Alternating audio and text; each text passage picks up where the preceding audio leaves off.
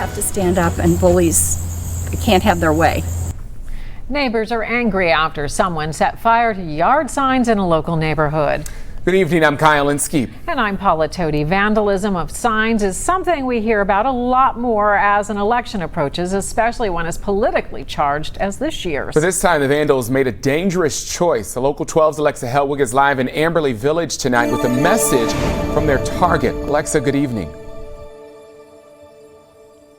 Kyle, Paula, well, these vandals have taken it to another level. Neighbors here on this street in Amberley Village tell me their political yard signs were burnt to the ground. And I'm going to show you what's left over. This is the frame of one of those signs. The woman here tells me she wanted to leave it up so people could see what happened. Obviously, she has gotten a new sign, but she's frustrated, and police tell us she's not the only one this happened to.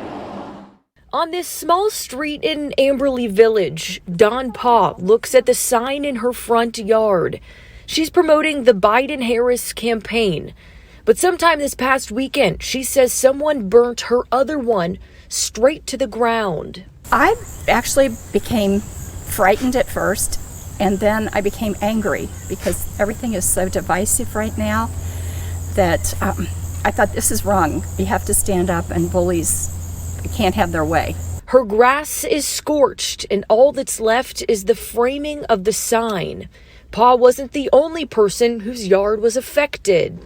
Found out that my neighbor's Black Lives Matter sign and her Biden sign had also been burnt. With a contentious presidential race in November, Pa hopes people will be more respectful over the next month. I just beg them to let us have our opinions too, leave our signs out, leave our signs alone. But I don't think they'll listen. Paul says her neighborhood is very safe and didn't expect something this extreme to happen. She's thankful the fire didn't spread to her home. And you never thought twice about putting up another sign? For about 2 seconds. No, I'm not going to let somebody bully me.